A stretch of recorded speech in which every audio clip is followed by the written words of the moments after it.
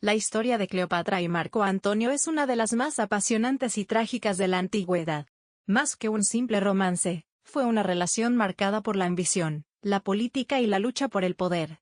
Cleopatra, la última reina de Egipto, era una estratega brillante y una mujer de gran inteligencia y carisma. Marco Antonio, uno de los generales más influyentes de Roma, se dejó llevar por su amor por ella, lo que lo llevó a desafiar al poderoso imperio romano. Juntos construyeron una historia de amor y guerra que terminó en tragedia, pero que ha perdurado a lo largo de los siglos. El primer encuentro entre Cleopatra y Marco Antonio ocurrió en el año 41 a.C., cuando el general romano la convocó para negociar una alianza. Sin embargo, Cleopatra no llegó como una simple soberana en busca de ayuda. Se presentó en una lujosa barcaza dorada, vestida como la diosa Afrodita, con perfumes exóticos inundando el aire. Su espectacular entrada no solo impresionó a Marco Antonio, sino que lo conquistó por completo. Desde ese momento, nació una pasión intensa que los unió tanto en el amor como en la estrategia política. Cleopatra no era ajena a las relaciones con líderes romanos. Antes de Marco Antonio, había sido amante de Julio César, con quien tuvo un hijo. Tras la muerte de César, el poder en Roma quedó dividido, y Marco Antonio gobernaba el oriente del imperio. Cleopatra vio en él la oportunidad de asegurar su trono y preservar la independencia de Egipto. Marco Antonio, por su parte, encontró en Cleopatra no solo una amante, sino una aliada poderosa y una mujer que entendía la compleja red de política y poder. Juntos vivieron una relación llena de lujo y excesos. Se dice que formaron una sociedad secreta llamada Los Inimitables, donde organizaban banquetes extravagantes, navegaban por el Nilo y se entregaban a placeres sin límites.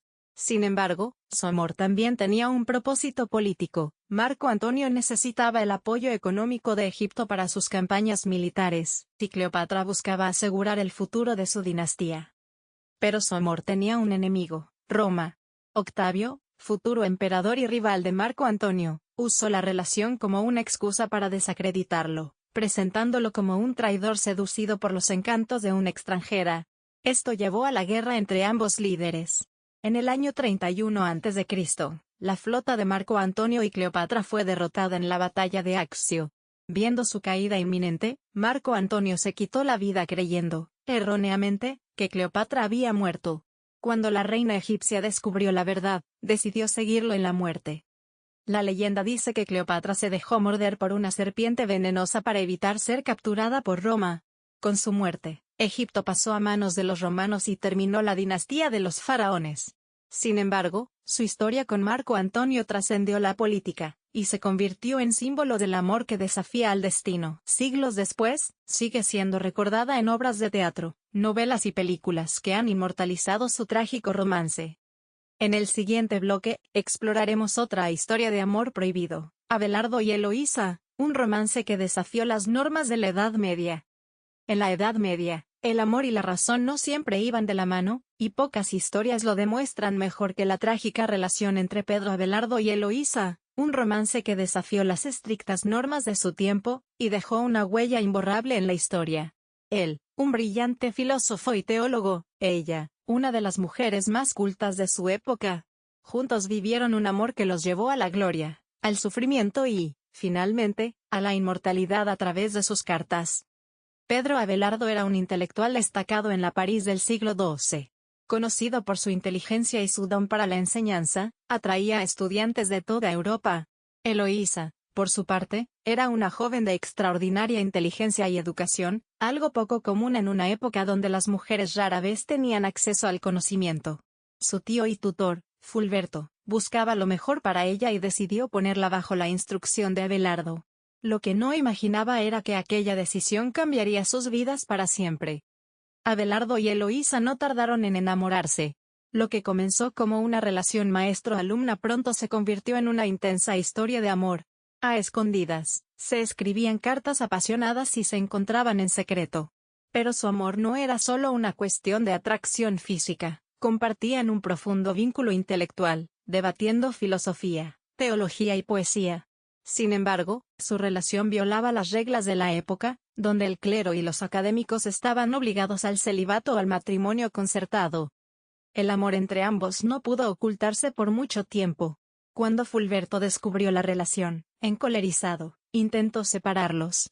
Pero ya era demasiado tarde, Eloísa estaba embarazada. Para salvar su reputación, Abelardo la llevó a casa de su familia en Bretaña, donde dio a luz a su hijo, Astrolabio. Para evitar un escándalo mayor, Abelardo propuso matrimonio, pero Eloísa, convencida de que el matrimonio limitaría sus vidas y su amor, se negó al principio. Sin embargo, finalmente aceptó con la condición de que fuera un matrimonio secreto. Pero el secreto no duró. Fulberto, sintiéndose traicionado, tomó venganza de la forma más cruel. Una noche, mientras Abelardo dormía, fue atacado por unos hombres enviados por Fulberto, quienes lo castraron. Aquel acto de violencia marcó el fin de su relación como pareja, pero no del amor que los unía. Humillado y destruido, Abelardo decidió retirarse a un monasterio, y entregarse por completo a la vida religiosa. Eloísa, devastada, ingresó a un convento, renunciando al mundo exterior. A pesar de la separación forzada, la historia de Abelardo y Eloísa no terminó ahí. Durante años, se escribieron cartas en las que expresaban su amor, su dolor y su lucha interna entre la fe y la pasión. Estas cartas, que aún se conservan, son testimonio de una de las correspondencias más apasionadas de la historia, llenas de reflexiones sobre el amor, el destino y el sacrificio. Aunque pasaron el resto de sus vidas separados, nunca dejaron de amarse. Siglos después, sus restos fueron reunidos y enterrados juntos en el cementerio de Père Lachaise, en París, donde aún descansan bajo una misma tumba. Su historia sigue siendo recordada como un símbolo del amor que desafía las barreras del tiempo y la sociedad. En el siguiente bloque, exploraremos otro romance que marcó la historia, Napoleón y Josefina, el amor entre la ambición y el poder. El amor entre Napoleón Bonaparte y Josefina de Beauharnais es uno de los romances más fascinantes de la historia. Fue una relación llena de pasión, poder y ambición, pero también de celos, traiciones y sacrificios. Aunque su amor fue intenso, no pudo resistir las exigencias del destino y la política. Sin embargo, la conexión entre ellos nunca desapareció, dejando una marca imborrable en la historia de Francia y del mundo. Cuando Napoleón conoció a Josefina en 1795, ella ya era una mujer con una vida marcada por el drama. Viuda de un aristócrata guillotinado durante la Revolución Francesa, era madre de 2 hijos y frecuentaba los círculos de la alta sociedad parisina. Su carisma, elegancia y encanto natural la convertían en el centro de todas las miradas. Napoleón, por otro lado, era un joven general con una ambición desmedida, decidido a hacer historia. A pesar de ser 6 años menor que ella, quedó completamente cautivado por su personalidad. Su relación comenzó con una intensa pasión. Napoleón le escribía cartas ardientes llenas de amor y deseo, llamándola mi Josefina adorada. Sin embargo, Josefina no correspondía a su intensidad con la misma devoción. Al principio, veía en él a un hombre apasionado y prometedor, pero sin la certeza de que llegaría a lo más alto. Mientras Napoleón conquistaba territorios, ella disfrutaba de la vida en París, mantenía otras relaciones, lo que alimentaba los celos del futuro emperador. En 1796, Napoleón y Josefina se casaron. Poco después, él partió a su campaña en Italia, desde donde le enviaba cartas desesperadas que revelaban su amor y su ansiedad por ella. Sin embargo, Josefina no mostraba el mismo nivel de entrega, lo que generaba conflictos entre ellos. A pesar de sus diferencias, Napoleón la convirtió en su musa y fuente de inspiración, asegurando que su amor lo impulsaba en cada batalla. Cuando Napoleón se proclamó emperador de Francia en 1804, Josefina fue coronada a su lado como emperatriz. Pero la felicidad fue efímera. A pesar de su amor, había un problema que los atormentaba: Josefina no podía darle un heredero. Esto representaba una amenaza para el legado de Napoleón, quien necesitaba asegurar la sucesión de su imperio.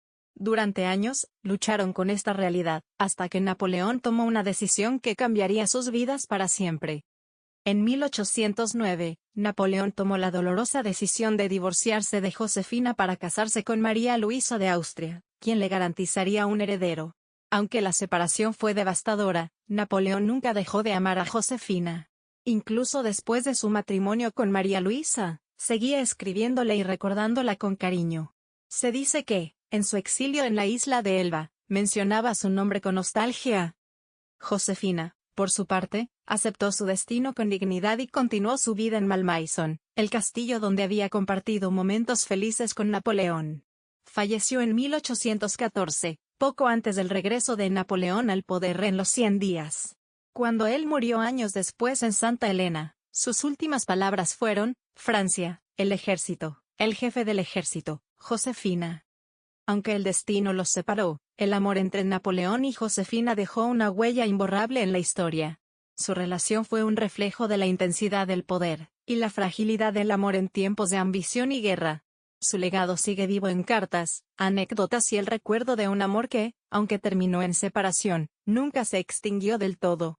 En el siguiente bloque, exploraremos otra historia de amor marcada por la pasión y el arte: Frida Kahlo y Diego Rivera, un amor entre arte y tormento. El romance entre Frida Kahlo y Diego Rivera es uno de los más intensos y polémicos de la historia del arte. Su relación estuvo marcada por la pasión, el talento, la admiración mutua, pero también por infidelidades, dolor y conflictos. Juntos formaron una de las parejas más influyentes del siglo XX, dejando un legado artístico y emocional que sigue cautivando al mundo. Frida y Diego se conocieron cuando ella era una joven promesa del arte y él ya era un muralista consagrado.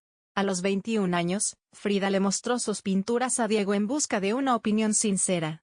Él quedó impresionado por su talento y le auguró un gran futuro. A partir de ese momento, comenzó una relación que desafiaría toda convención social.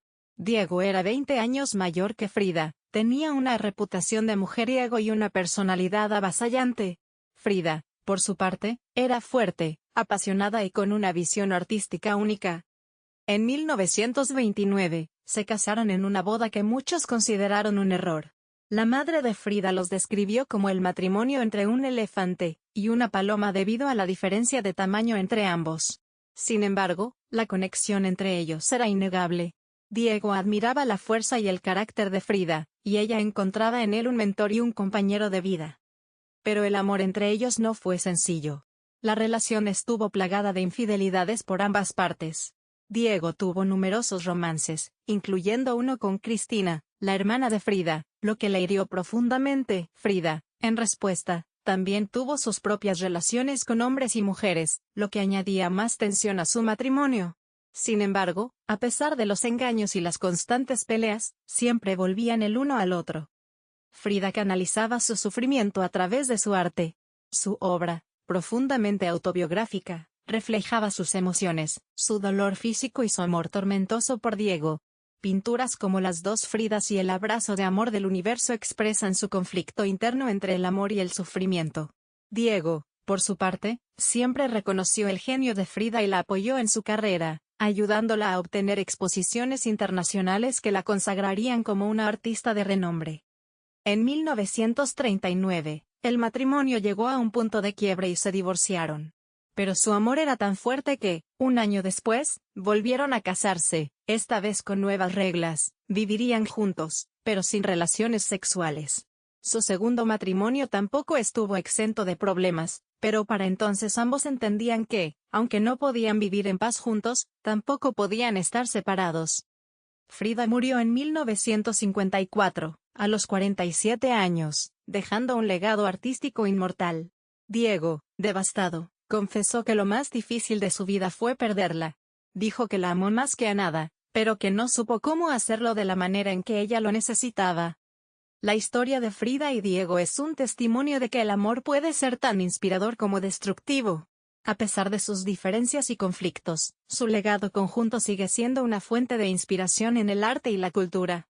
En el siguiente bloque, exploraremos otro amor que trascendió la historia: Juan Domingo y Eva Perón, una historia de amor y poder en Argentina.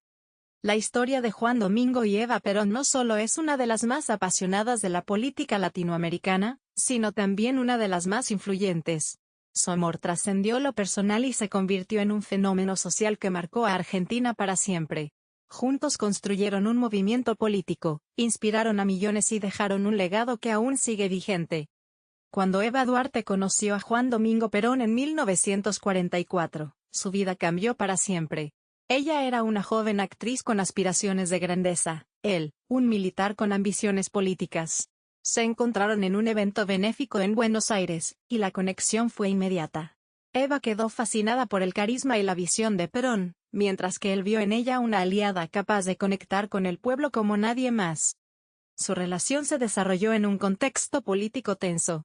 En 1945, Perón fue encarcelado por sus adversarios políticos, lo que provocó una gran movilización popular para exigir su liberación. Eva desempeñó un papel clave en este proceso, organizando a los trabajadores y manifestantes. Cuando Perón fue liberado, su vínculo se fortaleció aún más, y meses después contrajeron matrimonio. Juntos se convirtieron en una fuerza imparable. En 1946, Perón fue elegido presidente de Argentina y Eva, ahora conocida como Evita, asumió un rol sin precedentes para una primera dama. No se limitó a las funciones protocolares, sino que se involucró activamente en la política y la lucha social. A través de la Fundación Eva Perón, impulsó proyectos para mejorar la vida de los trabajadores, los pobres y las mujeres. Fue clave en la conquista del voto femenino en Argentina, y en la creación de programas de asistencia social. El amor entre Juan Domingo y Eva era intenso, pero también estaba marcado por la presión política y las exigencias de su tiempo. Perón admiraba la pasión y el compromiso de Evita, mientras que ella veía en él al líder que el pueblo necesitaba. Sin embargo, su lucha no estuvo exenta de enemigos.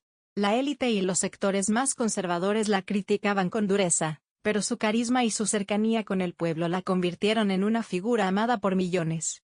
La tragedia llegó en 1951, cuando a Evita le diagnosticaron cáncer. A pesar de su enfermedad, siguió trabajando sin descanso por sus ideales. Su deterioro físico no le impidió apoyar la reelección de Perón, aunque su salud se debilitaba día a día. En 1952, con solo 33 años, falleció en la Casa Rosada. Su muerte sumió a Argentina en el luto y dejó a Perón devastado. Aunque Perón siguió adelante en la política y volvió al poder años después, nunca volvió a encontrar un amor como el de Evita. Hasta el final de su vida, habló de ella con nostalgia y admiración, reconociéndola como su mayor compañera y el alma de su movimiento. El legado de Juan Domingo y Eva Perón sigue vivo en Argentina. Su historia no es solo la de un amor entre dos personas, sino la de un amor compartido con un pueblo que aún lo recuerda con devoción. Más allá de la política, su relación fue un testimonio de cómo el amor y la ambición pueden unirse para cambiar el destino de una nación. Con este bloque, concluimos el recorrido por algunas de las historias de amor más épicas de la historia.